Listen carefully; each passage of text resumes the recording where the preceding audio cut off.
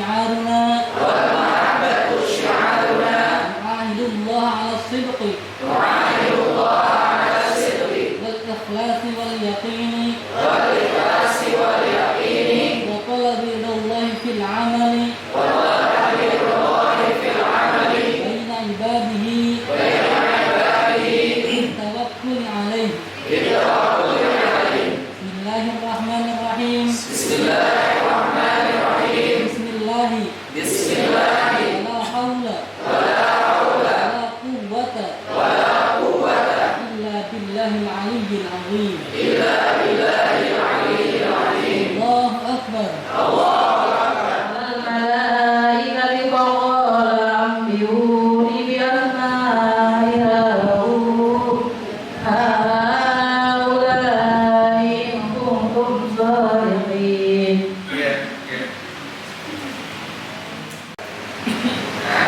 Apa yang kita bisa ajarkan kepada diri kita dan murid-murid kita hari ini, bukan hanya satu iblis, begitu banyak syaitan yang memberikan berita-berita hoax di big data information yang begitu banyak hari ini.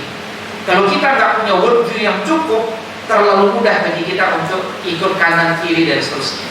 Nah, kitalah para guru-guru Darul Ulum dan para pendidik secara umum yang harus bisa meneladankan kepada murid, tidak semua informasi itu mengandung ilmu. Jangan-jangan 70% informasi yang kita baca hari ini dari pagi sampai hari ini, jangan-jangan 70% itu garbage, rubbish, sampah, ya, yang memenuhi kepala kita saja. Ya, jangan-jangan. Ya, karena itu pintar-pintarlah kita memilah setelah mengidentifikasi, setelah melokalisir, sehingga memilih hanya yang terbaik untuk disampaikan kepada qalbu. Nah, itu namanya tantangan akal.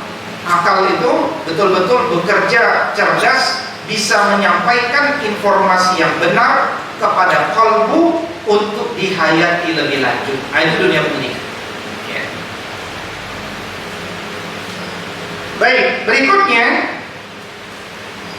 kita menutup tadabbur ini dengan bahwa kebenaran itu datang dari Allah, dan kebenaran itu ada, bisa diraih, dia datang dari Allah. Maka lawan kebenaran adalah apa? Lawan kebenaran?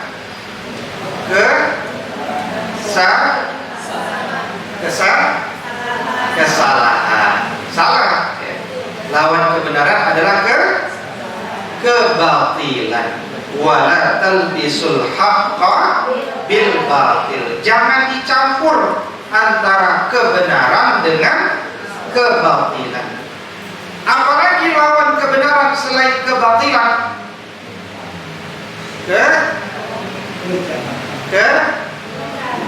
Kemungkaran, kezoliman. Kezoliman lawan keadilan.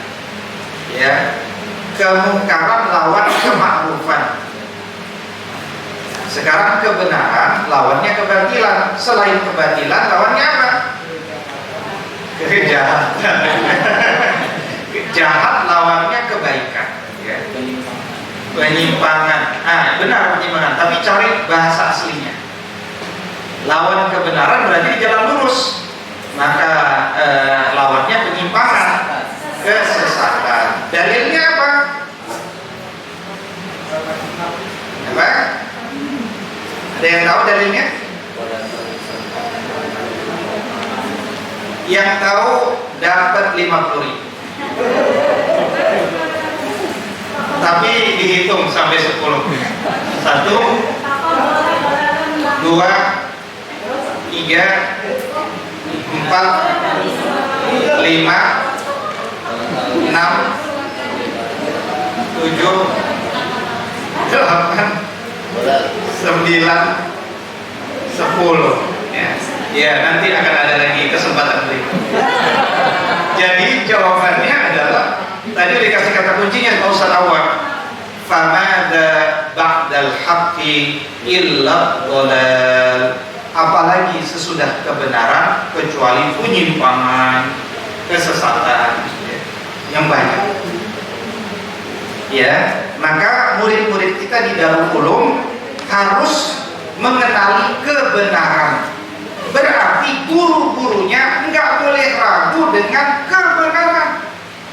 Gurunya masih ragu, muridnya tambah ragu. Karena buah tidak jatuh jauh dari pohonnya. Kalau antum masih ragu, murid antum ragu. Makanya akhirnya dunia ini mayoritas meragukan kebenaran dan membenarkan keraguan. Hidup ragu. Tapi Al-Quran ini nanti kita pelajari pada rukuk yang ketiga, dijelaskan bahwa al-haqqu min rabbika fala takunanna minal mumtarin. Koreksi, rukuk yang ke-9. Kebenaran dari Allah, jangan engkau jadi orang yang ragu. Jadi di sini kita akan menemukan keyakinan. Dan kebenaran itu cuma satu. Ini benar, ini benar. Ada dua dong yang benar. Kebenaran itu cuma satu. Kebahagiaan yang hakiki cuma satu. Jalan cahaya cuma satu. Kalau jalan cahaya banyak, Allah nggak bilang minaz zulumati ilal nur, tapi Allah akan bilang minaz zulumati ilal anwar. Ya kan? Tapi karena jalan cahaya cuma satu, kebenaran satu, jalan kebahagiaan cuma satu, itulah ihdinas siratal mustaqim. Maka fokuslah pada jalan yang satu. Makanya ketika memvisualisasikan, dan itu metode pendidikan, Nabi memvisualisasikan dengan membuat garis di atas padang pasir. Quran surat Al-An'am, wa anna hadza sirati mustaqiman fattabi'uh. Fokus wahai kawan-kawan, ini jalan lurus menuju jannah. Wala tattabi'us subula fatafarraqa bikum an sabilih. Jangan engkau terganggu dengan panggilan-panggilan kanan kiri, kanan kiri, kanan kiri. Jangan fokus satu tujuan. Ya, fokus satu tujuan.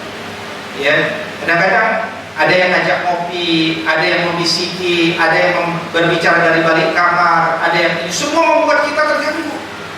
Kita fokus pada jalan Allah Subhanahu wa taala. Berikutnya, sumber energi agar meraih kebenaran itu apa? As-salat. Salat bisa dikerjakan sendirian, tetapi kalau engkau kerjakan berjamaah, engkau orang cerdas. Karena umurmu cuma 60 tahun, itu pun kalau dipanjangkan Allah, bagaimana mungkin ingin mengalahkan umur umat Nabi Nuh alaihissalam kalau kita cuma memilih amalan-amalan 1 derajat. Dan ayat 43 mengingatkan kepada kita, wa aqimus salata wa atuz zakata warka'u ma'ar raki'in. Kata salat diulangi 2 kali, dan yang kedua dikuatkan. Salatlah engkau, rukuklah engkau bersama orang-orang yang rukuk. Maknanya apa? Salatlah berjamaah. Maka para guru setelah azan, semuanya ini yang 89 tutup pintu tata usaha, tutup pintu, semuanya bergerak ke masjid. Ya, semua bergerak ke masjid. Yang tadi terlambat ke masjid, istighfar 10 kali. Ya kan? Selepas kemudian imam sholat, ada zikir. Kita semua yang 89 pendidik tenaga pendidikan itu bertahan di situ. Ada anak yang kabur di situ, minimal sampai doa. Setelah doa kita budayakan musafah. Jangan seperti tadi imam masih zikir, sudah kosong, tinggal Ustaz kosong sendirian. Semuanya harus bertahan pada jalan kebenaran. Jangan seperti burung disangkar penyamun. Begitu dibuka pintu, assalamualaikum, assalamualaikum, langsung kabur. Kita nikmati, kita berikan. Makanya lupakan saja deh murid-murid kita. Kita fokus pada diri kita dulu. Nanti kalau kita sudah dapat nikmat iman itu, kita bisa bagi sama saudara-saudara. Nah, maka dari situ nanti ada energi. Begitu ketemu siapapun, kita langsung mengatakan assalamualaikum. Nah gitu kan, tangan ada di dada, assalamualaikum. Anak-anak ajarkan semuanya untuk mencium tangan guru-gurunya. Cara menciumnya bagaimana? Sudah kita standarkan, harus bunyi, ya kan? Jadi jangan begini, selanjutnya. Nah ini nanti tugas wali kelas, tugas daripada wali kelas. Bahkan bisa kita tradisikan selepas mengajar, guru di depan, baik guru klaster, semuanya disalam sama, mengambil manfaat dan kebaikan dari setiap guru. Jadi kita mulai biasakan mencium tangan guru kita. Nanti dari situ lama-lama terbangun budaya itu, ya. Dan itu akan membangun satu lingkungan yang kondusif bagi kita semua. Baik, saya kira itu tadabbur kita. Silakan dicatat poin-poinnya dan bisa dibahasakan dengan bahasa antum kepada murid-murid setelah antum menikmatinya. Ya, kalau tidak menikmati nanti seperti baca kertas. Anak-anak nomor 1, 2, 3, kan? Jangan ya. Itu nanti transfer of knowledge. Taklim Islam itu bukan transfer of knowledge, transfer of iman, transfer ruhiyah. Ya, transfer. Maka kita harus nikmati itu, baru kita bagi kepada orang. Ya, kita bukan pengajar, kita pendidik. Ya, la an yahdiyallahu bika rajulan wahidan khairul laka min umurin na'am ya Ali. Ali, Mekah sudah kita taklukkan. Saya mau pulang, tapi kau jangan pulang dulu. Tinggal dulu di Mekah, didik dulu murid-murid terbalik di sini. Sungguh wahai Ali, satu orang saja jadi baik karena didikanmu, udah lebih daripada cukup daripada unta merah.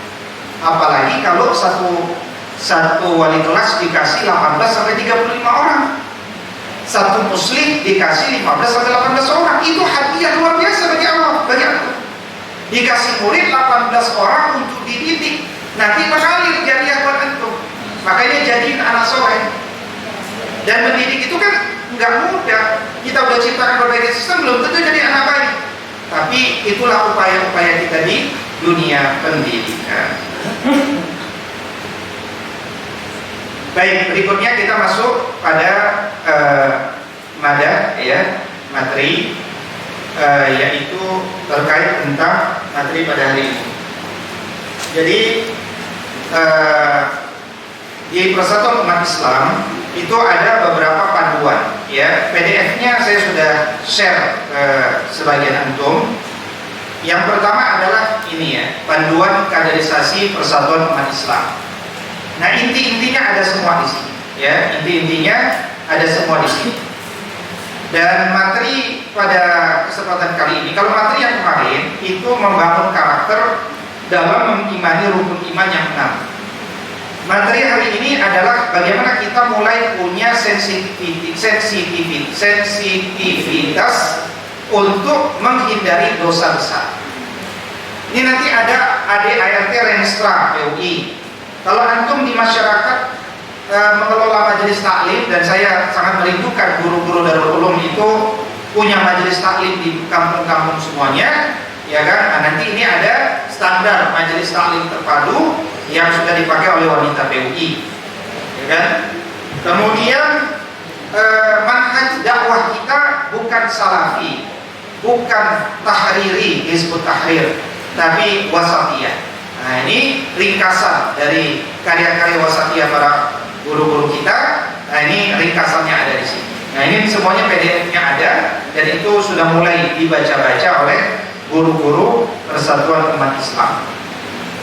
Materi kita hari ini adalah tidak terlalu banyak, yaitu hanya muhasabah pada diri kita untuk sensitif pada dosa. Bagaimana caranya bisa buat jarum goyang-goyang? Itu namanya pakai Canva, ya. Dan tadi malam saya lihat Canva-nya nggak nambah-nambah, ya. Dan kalaupun nambah tidak ada namanya, ya. Jadi buat nama, ya, nama guru, nama produknya, nama kreasi, ya. Dengan Canva udah bisa buat video sekarang, udah ada fitur baru, udah bisa macam-macam, ya. Baik. Pertama, selain ini menjelaskan dosa besar, ya. Istilah dosa besar itu disebut sebagai al-kabair, dosa-dosa besar. Di internet ada PDF buku dosa-dosa besar. Ya, bagi yang belum bisa membeli, silakan nanti membaca PDF itu.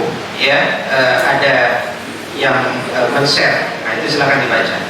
Nanti untuk mengetahui 70-an dosa-dosa besar yang ditulis oleh Al-Imam Az-Zahabi. Tapi apa yang ditulis oleh Imam Az-Zahabi itu sama seperti apa yang ditulis oleh Imam Al-Baihaqi dalam cabang-cabang iman. Karena Nabi itu gak pernah bilang 70 cabang iman itu ini loh 1 sampai 70. 70 dosa besar itu loh 1 sampai 70, kan gak ada. Ya, terpecah-pecah, terpisah-pisah. Makanya Masya Allah, ulama itu kalau kita belajar dari ulama, lebih singkat umur kita, ya, lebih efektif daripada kita nyari-nyari sendiri. Makanya manhaj wasatiyah ini bukan manhaj salafi. Manhaj salafi itu adalah manhaj buka Al-Quran, buka As-Sunnah, kemudian berislam. Nah, kita enggak begitu. Jadi kita pakai Al-Quran, As-Sunnah, ijma', qiyas.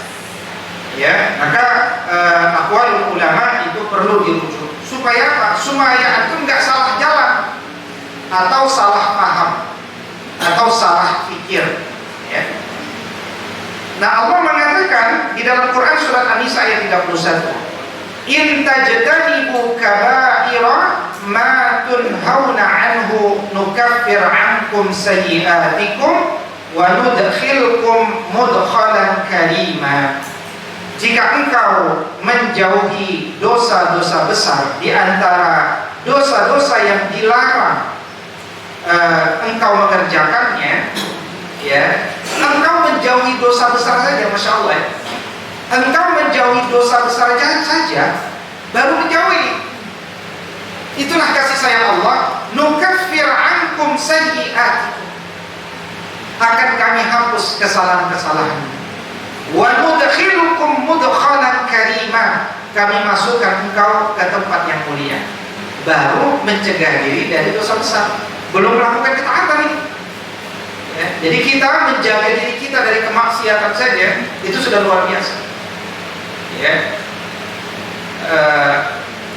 Dan ayat yang berbicara tentang ini bukan hanya satu, ada beberapa ayat-ayat yang lain.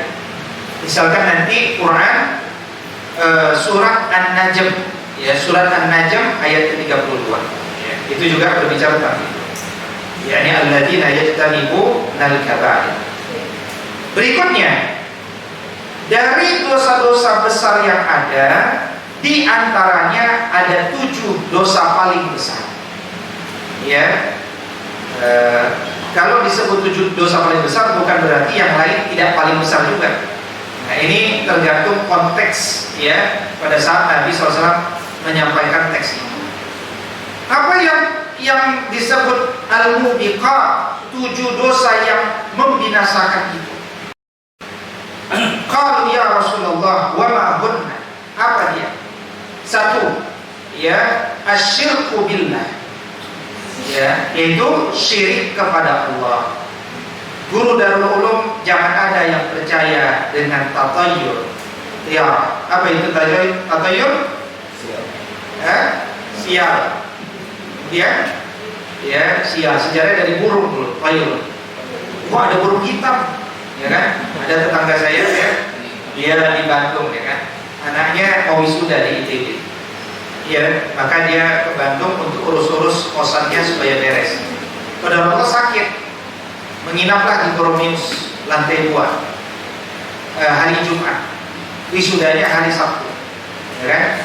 Tiba-tiba lagi istirahat di rumah sakit itu, kayak gini, ada pohon, ada burung hitam di atas pohon itu. Wah, burung hitam ini. Kalau ada burung hitam berarti ada yang mati. Ini saya lagi di rumah sakit ini. Akhirnya dia ambil jeruk, dia lempar, pergi burung, anak saya belum wisuda.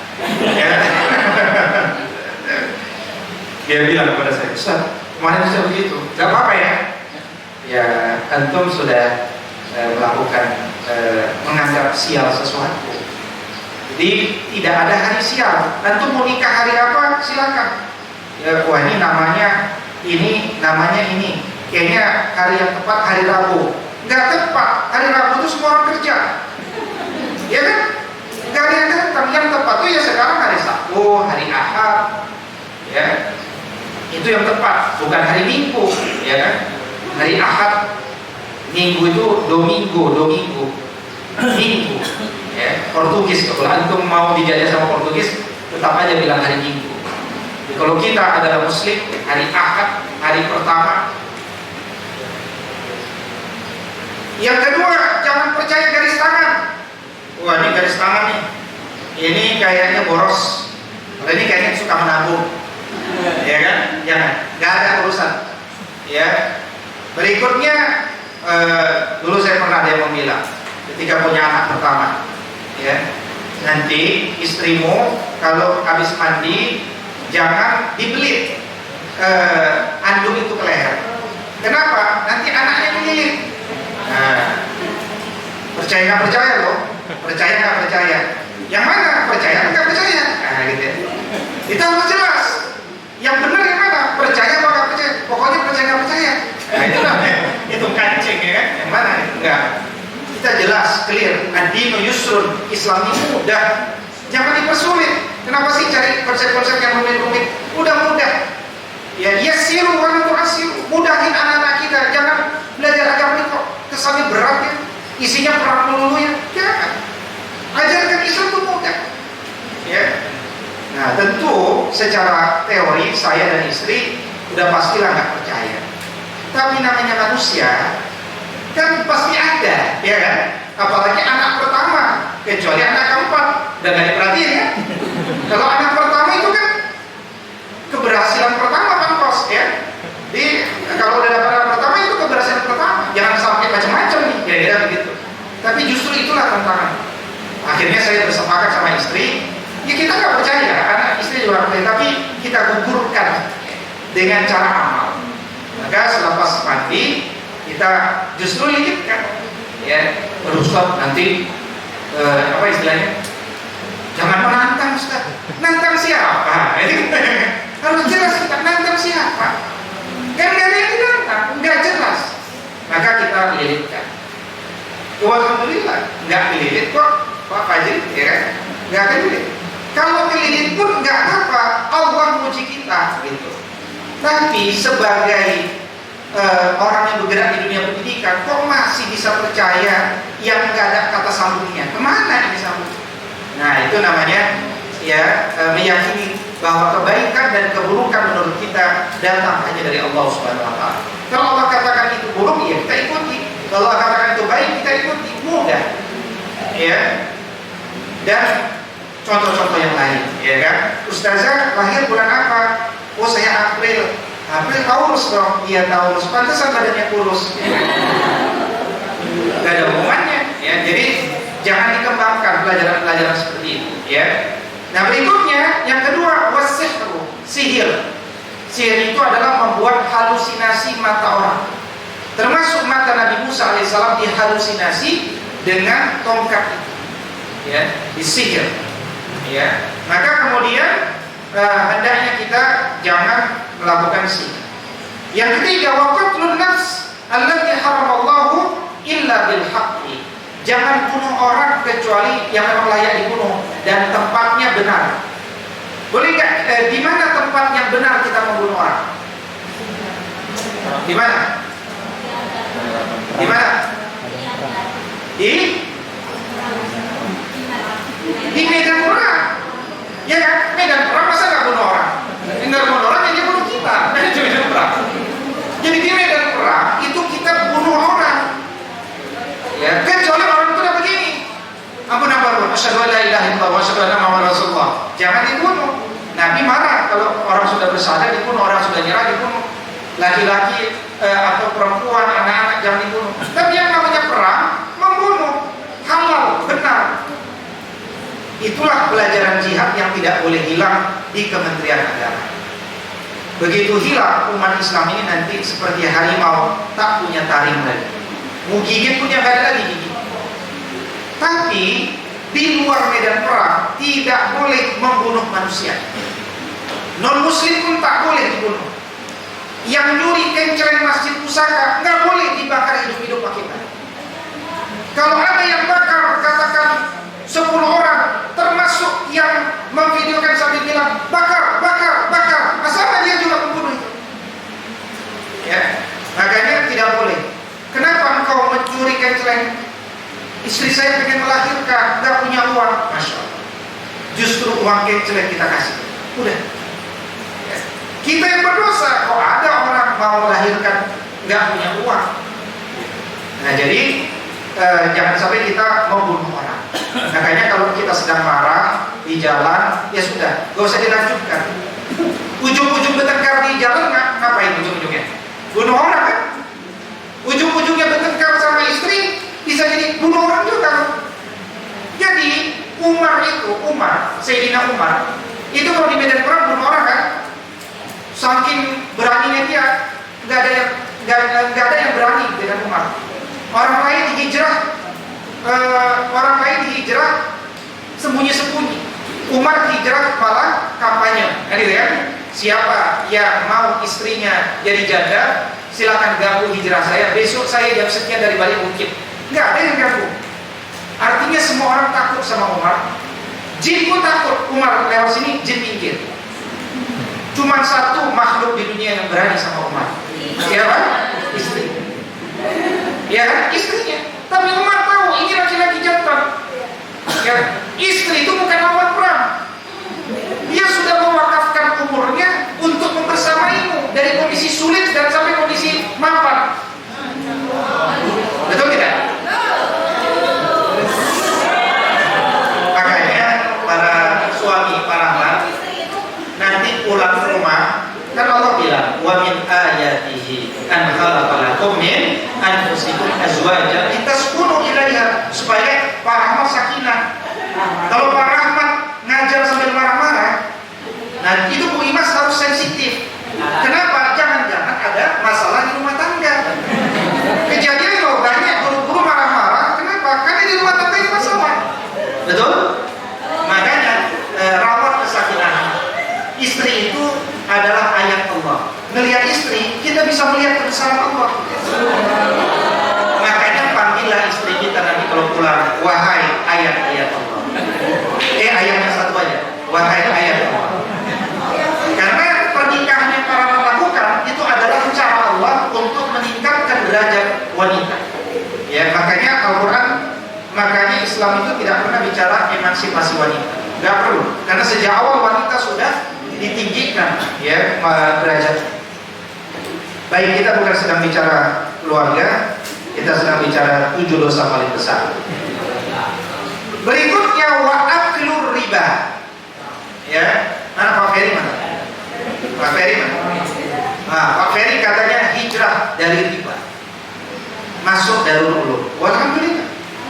Ya kan? Hijrah dari riba, masuk Darul Ulum.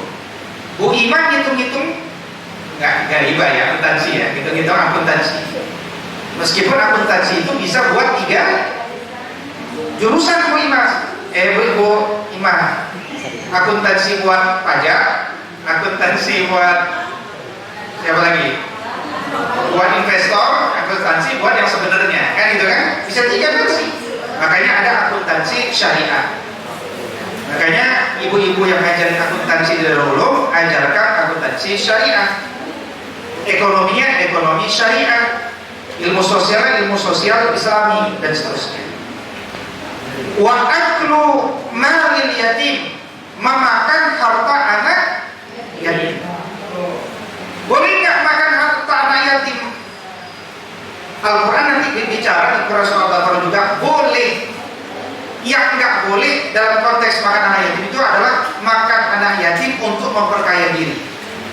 Yang boleh yang mana? Yang tidak memperkaya diri. Kata Allah, engkau lebih tahu tentang mana yang memperkaya diri, mana yang tidak. Contoh makan harta anak yatim yang boleh.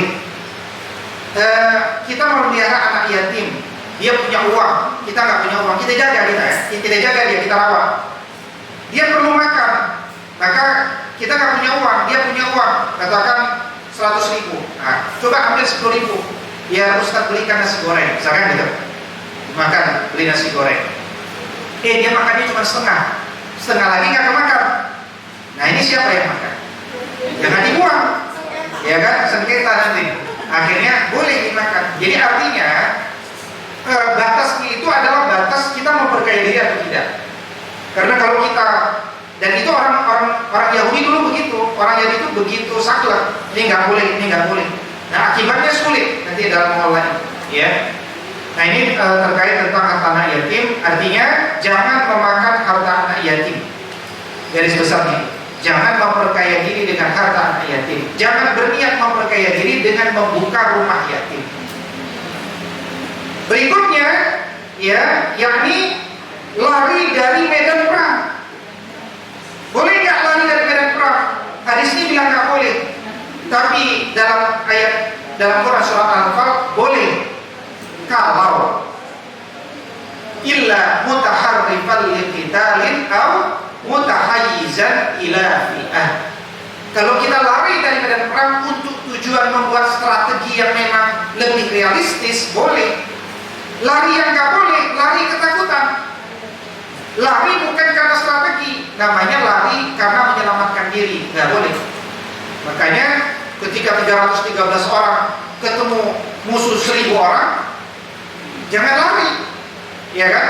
Justru dibilang, oh ternyata sungguh benar apa yang telah dijanjikan Allah kepada kami. Maha benar Allah. Mari kita serbu. Ya. Diberikan kemenangan. Ya. Maka sekali lagi kalau datang polisi ke ruangan ini, ya, jangan antum kabur. Ya. Baru satu polisi, belum 1000 polisi, ya kan? Satu polisi datang, jangan kabur. Nah, security-nya juga sudah saya ingatkan. Ada polisi jangan dibawa ke atas. Bawa dulu di sana, nanti biar kawan turun ke bawah, kan kira-kira. Masing-masing kita belajar, ya kan? Bisa kita dirempet sana sini. Berikutnya adalah yakni qadzaf, menuduh perempuan baik-baik berzina. Jangan. Kita laki-laki tidak boleh menuduh istri kita berzina kecuali CCTV-nya jelas. Ya, kecuali CCTV-nya jelas. Jangan menuduh. Begitu kita menuduh salah pula. Nah itu adalah dosa paling besar.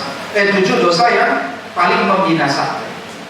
Berikutnya Nabi pernah ditanya, ada unabbi'ukum bi akbaril kabair, dosa yang paling besar. Kalau tadi dosa yang paling membinasakan ada 7. Jadi ada dosa yang paling besar. Apa itu? Pertama, diulangi kembali, yakni al-isyraku billah, syirik kepada Allah. Yang kedua apa? Wa uququl walidain, ya, durhaka kepada orang tua. Ingatkan kepada murid-murid kita setelah kita juga melakukan, ya. Saya misalkan saya punya orang tua di Medan. Saya berpikir kalau saya ke Medan ini tiap tahun sekali, zolim katanya, ya kan? Jadi umur 60 nanti ketemu lagi umur 61, 62, kayaknya zolim. Oke, saya tradisikan 3 bulan pulang, 3 bulan pulang. Meskipun saya sendiri saja, ya, supaya enggak 3 kali pulang. Tapi alhamdulillah sudah ada video call. Jadi setiap beberapa hari kita bisa call. Nah kalau kita masih punya orang tua, ya kan, selalulah video call orang tua. Itu minimal. Video call, minta nasihat saja. Apa kabar Mak? Ya, nggak usah ditanya, Mak nanti saya pulang nggak? Pasti jawabannya apa? Nggak usah pulang, kan gitu kira-kira jawabannya. Nah makanya jangan pernah percaya emak kita kalau udah usia tua. Ya, kalau dia bilang pulang nggak? Nggak usah pulang, itu tandanya pulang. Ya, kalau Mak mau dibeliin martabak nggak? Nggak usah, itu namanya mau, gitu ya. Jadi itu pelajaran kalau kita punya sensitivitas, ya harus buat keterbalikan. Ya, kalau kita nggak punya pulsa untuk video call, nah kita miss call orang tua kita boleh, ya kan? Ada ayatnya kan, wa may ya'mal misqal misqal dzarratin khairan yarah. Oke, jadi apa yang kedua? Yang saya sampaikan kepada anak kita, ya. Jadi antum boleh tugaskan kepada murid-murid, nanti ditugasin ya, hari ini buatin kopi buat ayah, nanti dimutabaah, kan begitu. Jadi nanti terjadi perubahan. di Darul anak-anak saya Darul Ulum jadi senang buatin kopi ya. Ternyata kita desain. Nggak apa-apa, mendesain yang baik. Pendidikan itu cuma event organizing kok, mengorganize sesuatu yang baik, lama-lama jadi kebiasaan. Ya, makanya saya kan sudah minta kepada para wali kelas buat mutabaah harian supaya grup orang tua itu ramai. Ya, sudah bantu orang tua belum, sudah baca buku belum, sudah lari pagi belum. Nah, nanti dibantu orang tua checklistnya, gitu kan? Nah, coba nanti sehingga hidup di sana orang tua juga nanti terlibat. Berikutnya yang ketiga adalah yaitu apa? Wa qauluz zur wa syahadatuz zur. Ya, yaitu apa? Berkata bohong, bersaksi bohong, dan seterusnya. Ya, dan ini diulang-ulang oleh Nabi SAW. Diulang-ulang. Berkata bohong, jangan sampai kau berkata bohong, jangan kau sampai bersaksi palsu, jangan. Diulang-ulang sampai kata para sahabat, kapan ya Nabi diam ini? Kapan Nabi diam? Saking Nabi itu betul-betul kalau diulang-ulang kan berarti jangan sampai berkata bohong, jangan sampai bersumpah palsu, bersaksi palsu. Makanya saya sering sampaikan pada diri saya pribadi, kalau kita mengatakan sesuatu, jangan sampai keluar wallahi demi Allah, jangan. Karena kalau kita sudah pakai nama Allah, berarti menurut kajian filsafat itu kita udah nggak dipercaya sebenarnya, ya kan? Suatu ketika ada yang nyampein saya, saya katakan begini, ulama ini mengatakan dalam kitabnya begini. Ada yang tanya, betul itu Ustaz? Itu kira-kira coba. Kan saya udah bilang kan, ulama ini di kitab ini halaman sekian begini. Ustaz, betul itu Ustaz? Nah, kira-kira saya jawabnya apa itu? Ya kan? Nah, itu satu contoh. Maksud saya, biasakan kita sebagai muslim ketika mengatakan sesuatu itu udah benar. Dan itu dijadikan tradisi. Sehingga jangan sampai kemudian kita diminta bersumpah. Kalau udah bersumpah, berarti kita udah nggak dipercaya. Nah, biasanya orang yang nggak dipercaya itu karena dia sering mengatakan begini, ya, Pak Ade, besok datang ya nikahan anak saya. Insya Allah ya Ustaz. Insya Allah ya Ustaz. Insya Allah itu kalau di luar Majalengka ya. Kalau di luar Majalengka, insya Allah itu insya Allah ya Ustaz nggak datang. Insya Allah ya Ustaz. Insya Allah nggak datang. Ada dalam tanda kurung. Nah, itu nggak boleh. Insya Allah artinya apa? Jika Allah berkehendak. Maknanya secara filsafat apa? Kita ini 100% datang. Cuma nggak datang Allah yang melarang kita datang gitu. Paham ya? Jadi biasakan insya Allah dengan makna bahwa kita 100% datang kecuali Allah berkehendak lain. Nah, karena itu kemudian marilah kita bangun sensitivitas terhadap dosa besar. Pertanyaannya, apa itu dosa besar? Tindakan yang melanggar norma. Baik, terima kasih. Ayo Pak.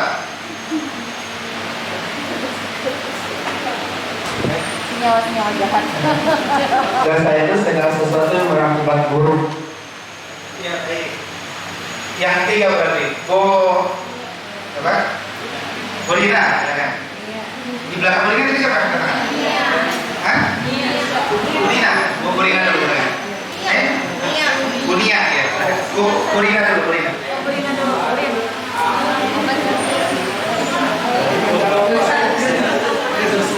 Ya, segala sesuatu yang kita tidak mengikuti aturan-aturan Allah yang nantinya akan berefek menggelisahkan jiwa kita karena tidak mematuhi perintah Allah. Menurut saya. Iya, memang menurut Bolina. Menurut Bolina. Silakan. Ya. Segala perbuatan yang kita lakukan melanggar aturan agama dan akan dikenakan sanksi apa ya namanya? Belum pernah dilakukan itu ya akan betul. Terima kasih ya. Nanti belum ada pemenangnya ya, belum ada pemenang. Nah, nanti pertanyaan berikutnya insyaallah. Jadi kata Nabi SAW, ini yang paling substansi, paling filsafat tentang apa itu dosa ya. Oke, tadi saya balik lagi slide. Wal ismu, dosa itu apa? Mahaka fi nafsika wa karihta an yattali'a alaihi nas. Kalau dosa itu melanggar larangan Allah ya tentu sudah pasti. Tapi yang paling filsafat, yang paling substantif apa? Itu jawaban Nabi paling substantif. Dosa itu adalah ketika engkau tidak suka hal itu dilakukan. Baik, yang pertama dosa itu apa? Dosa itu yang menggelisahkan jiwa kita. Dan yang kedua, dosa itu engkau tidak ingin dilakukan di depan publik. Ya, engkau tidak ingin diketahui oleh orang. Itu dosa. Sangat substantif ya. Ya, jadi kita nyuap orang mau nggak di depan orang? Enggak kan pasti begitu. Ya, atau apalagi dan lain. Nah, jadi sederhana, apa itu dosa? Kalau kita melakukannya gelisah, kayaknya saya nggak enak nih, engkau aja yang ngerjain, ya kan? Atau yang kedua, kita itu melakukannya sembunyi-sembunyi, ya. Yuk ke tempat tersembunyi yuk, ngapain gitu. Nah, itu namanya dosa. Nah, jadi itu bahasa mudahnya itu dosa. Nah, kira-kira kalau kita melakukan itu, ya Allah, kenapa saya sembunyi-sembunyi ya? Berarti dia dosa. Dan kita gelisah melakukan. Ya. Nah, karena itulah kata Imam An-Nawawi rahimahullah taala bahwa dosa itu akan selalu menggelisahkan jiwa dan tidak menenangkan bagi jiwa. Ya. Berikutnya, siapa yang bisa menjelaskan bahwa sesuatu itu baik atau tidak baik bagi kita? Yang dapat menjelaskannya adalah jiwa kita yang paling bersih. Bukan semua jiwa ya, tapi jiwa yang bersih. Dalam hadis ini Allah mengatakan, istafti nafsaka, istafti qalbaka. Mintalah fatwa pada jiwamu, mintalah fatwa pada qalbumu. Ya wabisah. 3 kali. Kenapa? Karena kebaikan itu, wahai wabisah, adalah yang menenangkan jiwa dan menenteramkan hati. Sementara dosa itu adalah yang menggelisahkan jiwa dan menggoncangkan hati.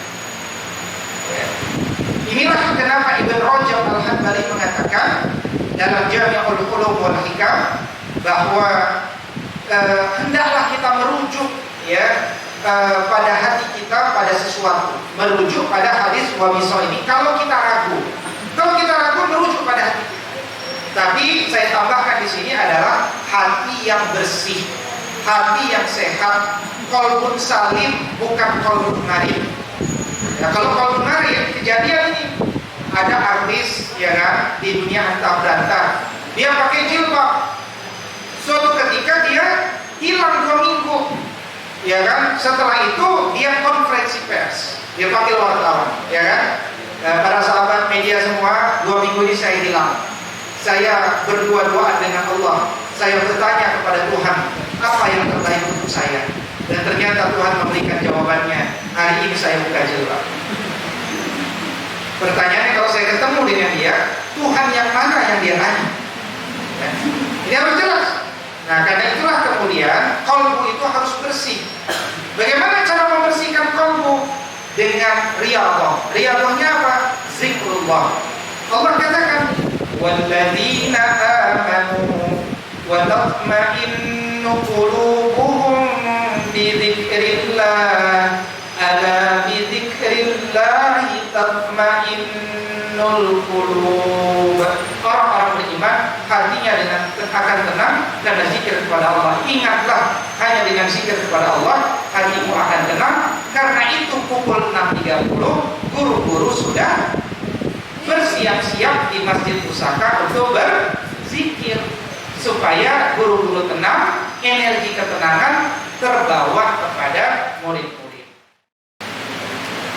Karena kalau hati kita tidak tenang, maka hati kita akan selalu kotor. Kalla bal rana ala qulubihim ma kanu yaksibun.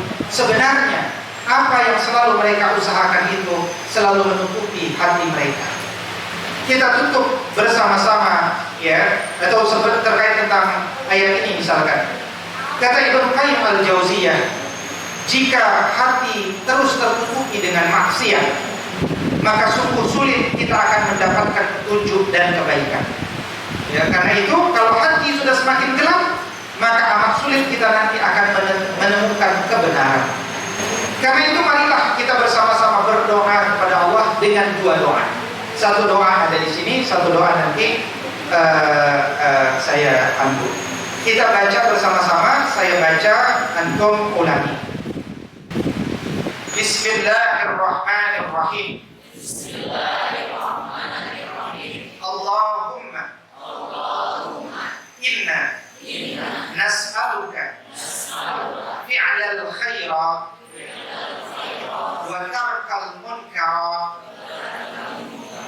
Allahumma inna na'udzu bika min munkaratil akhlaq wal a'mal wal ahwa. Amin ya Allah ya rabbal alamin. Ada kitab dosa-dosa besar judulnya, minimal ditugaskan kepada para guru minimal membaca apa saja dosa-dosa besar dari 1 sampai 7. Demikian aku qouli hadza wa astaghfirullah li wa lakum. Kalau ada 1-2 pertanyaan dipersilahkan sebelum kita evaluasi taklim Islam yang telah berjalan. Ada yang mau dikonfirmasi dari materi tadi, dipersilahkan. Mungkin kurang jelas, mungkin ingin dipastikan ulang atau ingin ditambahkan. Silakan. Waalaikumsalam warahmatullahi wabarakatuh. Ini realita ya Pak? Realita. Ya, syirik mungkin aja saya ada bertanya tentang syirik. Karena tadi banyak sekali tentang syirik saya ingin bertanya. Takutnya nanti anak-anak juga menanyakan ya. Bahwa lingkungan kita tidak jauh dari tradisi-tradisi yang menjauhi syirik, yang mendekati dan menjauhi syirik. Nah, tadi yang sudah dicontohkan, semisal menentukan hari pernikahan dan lain sebagainya yang tadi. Misalkan memang itu terjadi di lingkungan dekat kita, kemudian kita menyikapinya, kita sebenarnya hati kita melawan, ya, tidak ingin mengiyakan, apalagi mengimani. Tapi dengan dasar misalkan hanya untuk menghormati bahwa ucapan tersebut adalah datangnya dari orang tua terdahulu dan kita hanya ingin berusaha untuk menghormati perkataan orang tua kita itu bagaimana ya? Dengan niat hanya untuk sekedar menghormati, jadi kita mengiyakan. Misalkan hari ini disetujui, kamu nanti nikah hari ini ya. Kita tidak mau misalnya dengan orang tua tidak mau bersalah paham dan sebagainya. Akhirnya kita ya deh gitu ya.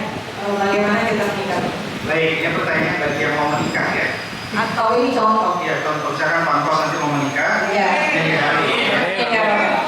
Jadi taklim Islam untuk guru Darul Ulum adalah melaksanakan tujuan kaderisasi PUI sebagaimana anggaran dasar PUI bab 2 pasal 4, yaitu terwujudnya pribadi muslim, terwujudnya rumah tangga Islam, terwujudnya tatanan Islam dalam kehidupan masyarakat muslim, terwujudnya negara, kebudayaan dan peradaban dunia yang diridhoi Allah SWT. Karena sudah masuk, insya Allah materi ini akan disampaikan kepada antum. Saya doakan mudah-mudahan tetap semakin istiqomah untuk membimbing murid-murid dan kita bersama-sama untuk menjadi kader-kader Islam yang terbaik. Dan mudah-mudahan dengan kebersamaan ini menjadikan kita dimudahkan untuk masuk ke jannah Allah Subhanahu wa taala. Dan saya meminta Ustaz Sofyan Sapuri untuk memimpin doa penutup. Tafadhol.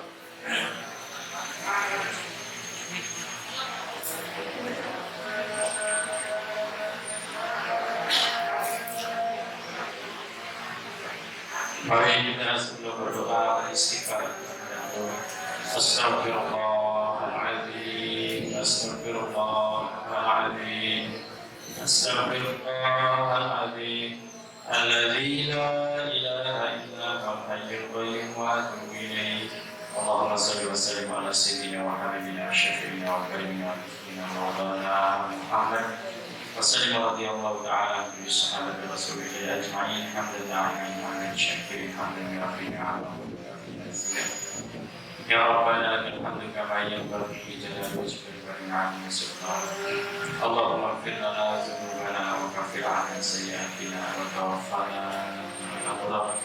اللهم اغفر لنا ولوالدينا وارحمهما كما ربيانا صغارا. اللهم إنا نسألك السلامة في الدين وعافية في الجسد وزيادة في العلم وبركة في الرزق وتوبة قبل الموت ورحمة عند الموت ومغفرة بعد الموت. اللهم هون علينا في شكرات الموت والنجاة من النار برحمتك المسلم. ربنا لا تزغ قلوبنا بعد إذ هديتنا وهب لنا من لدنك رحمة إنك أنت الوهاب. ربنا هب لنا من أزواجنا وذرياتنا قرة أعين رب اجعلنا مقيم الصلاة ومن ذريتنا ربنا تقبل دعاءنا. اللهم اجعل جمعنا هذا جمعا مرحوما وتفرقنا من بعده تفرقا معصوما. ربنا آتنا في الدنيا حسنة وفي الآخرة حسنة وقنا عذاب النار. سبحان ربك رب العزة عما يصفون وسلام على المرسلين وآخر دعوانا الحمد لله رب العالمين. سبحانك اللهم وبحمدك أشهد أن لا إله إلا أنت أستغفرك وأتوب إليك. العفو منكم. السلام عليكم ورحمة الله وبركاته.